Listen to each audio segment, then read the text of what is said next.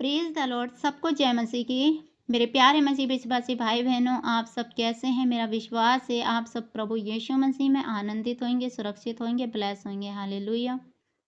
मेरे प्यारे मसीह विश्वासी भाई बहनों, यदि आज आप परमेश्वर को अपना उद्धारकर्ता ग्रहण करके और आप उसके बेटे और बेटी बनना चाहते हैं और आप चाहते हैं कि परमेश्वर हमसे प्रेम करे, परमेश्वर हमें अपने समान प्रेम करे। हालेलुया। तो आज इस वचन के द्वारा परमेश्वर आपको अपना बेटी अपना बेटा बनाएंगे और आपको बताएंगे कि आपको क्या करना है। हालेलुया। तो इस वचन के द्वारा हम सीखेंगे आज परमेश्वर से कि परमेश्वर हमसे क्या चाहते हैं, हमारे जीवनों से परमेश्वर क्या चाहते हैं, हम कैसा जीवन जिएं जो परमेश्वर को भाए, हम क्या करें जो हम परमेश्वर को भाए हमारा जीवन। 2 कुरिन्थियों अध्याय 6 उसका 14 से आयत में पढ़ती हूँ, जिसका टाइटल है असमान जुए में ना जुतो। लिखा है, अविश्वासियों के साथ असमान जुए में ना जुतो, क्योंकि धार्मिकता और अधर्म का क्या मेल जोल, या ज्योति और अंधकार की क्या संगति। हालेलुया।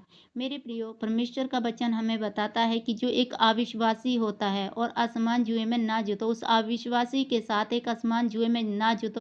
और परमेश्वर का वचन कहता है, क्योंकि धार्मिकता और अधर्म का क्या मेल जोल है। एक धार्मिकता और एक अधर्म, एक धर्म पर चलने वाला मनुष्य और एक अधर्म पर चलने वाला मनुष्य, इनका कोई मेल नहीं है।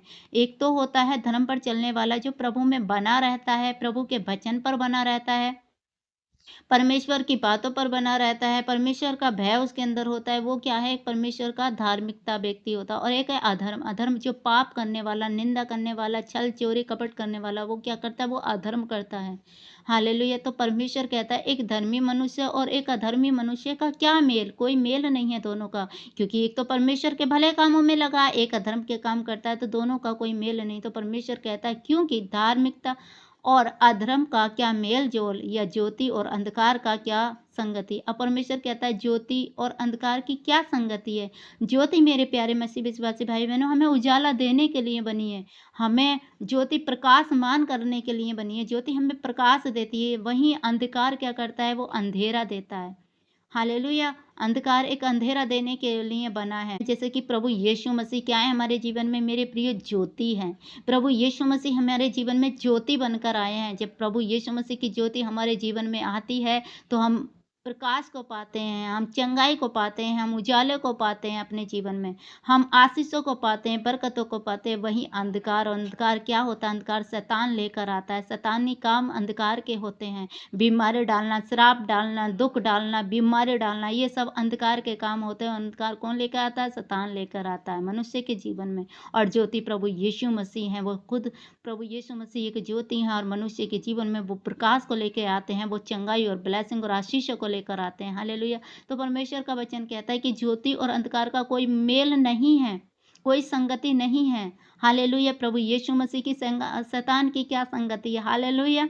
हालेलुया। और मसीह का बलिहाल के साथ क्या लगाव, या विश्वासी के साथ अविश्वासी का क्या नाता। और प्रभु यीशु का वचन कहता है एक विश्वासी मनुष्य के साथ अविश्वासी का कोई नाता नहीं है। एक विश्वासी प्रभु पर विश्वास करता है, प्रभु के वचन पर चलता है और परमेश्वर की आज्ञा को मानता है। एक वही अविश्वासी जो परमेश्वर का विरोध करता है, जो एक विश्वासी पर अत्याचार करता है, तो उसका कोई मेल नहीं है, कोई साथ नहीं है, दोनों की संगति अलग है।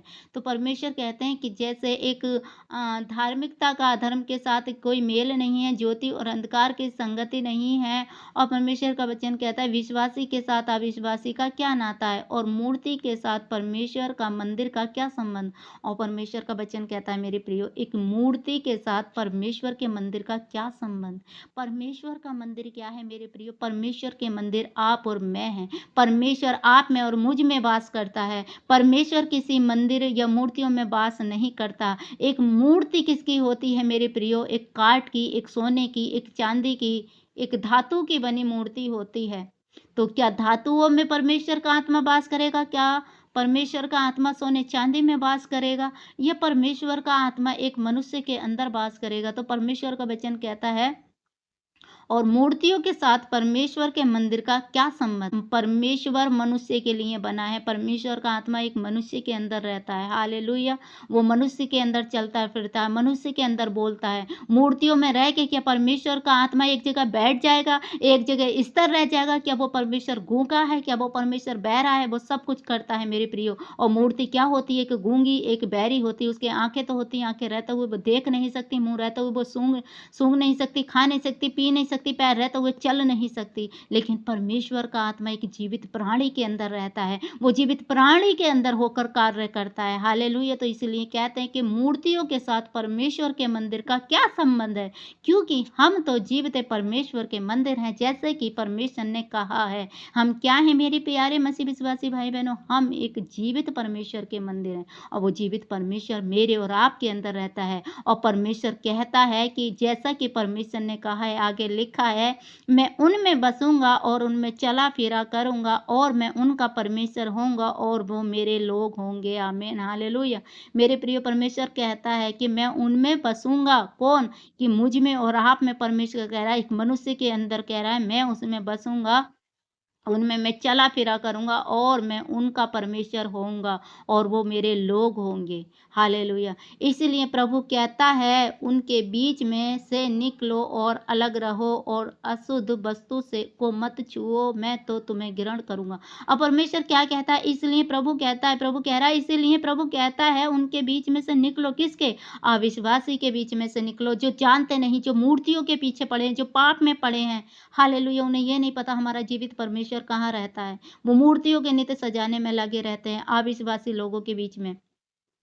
अधर्मी लोगों के बीच में से परमेश्वर कह रहा है, निकलो। प्रभु कह रहा है, इसलिए प्रभु कहता है, उनके बीच में से निकलो और अलग रहो, और अशुद्ध वस्तु को मत छुओ। प्रभु क्या कहता है? अशुद्ध वस्तुओं को मत छुओ, मैं तो तुम्हें ग्रहण करूंगा। परमेश्वर कह रहा है, जब तुम ऐसा करते हो, तुम अधर्म लोगों से अलग रहते हो। हालेलुया। तुम ऐसे लोगों से अलग रहते हो जिसे परमेश्वर कहता है कि तुम अशुद्ध लोगों से अलग रहो। तो परमेश्वर कहता है, और तब मैं तुम्हें ग्रहण करूंगा। जब तुम ऐसा करते हो, मेरे वचन पर चलते हो, मेरी आज्ञाओं पर चलते हो, तब मैं तुम्हें क्या करूंगा? ग्रहण करूंगा, और मैं तुम्हारा पिता होऊंगा, और तुम मेरे बेटे और बेटियां होगे। और ये सर्वशक्तिमान प्रभु का वचन है। हाले।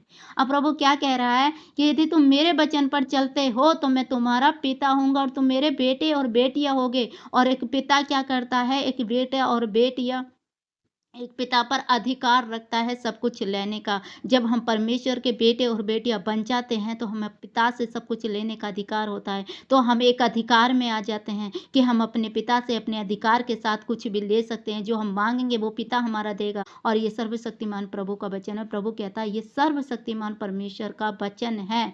हालेलुया। पे इस वचन के द्वारा सबको आशीष दे, बहुतायत से आशीष दे, ब्लेस करे आप सबको। यदि आज वचन से आपने कुछ सीखा हो, तो हमारे चैनल को सब्सक्राइब करें, बेल आइकन के बटन को प्रेस करें, नोटिफिकेशन को दबाएं। कमेंट में हमें आमीन लिखें। सबको जय मसीह की। God bless you all.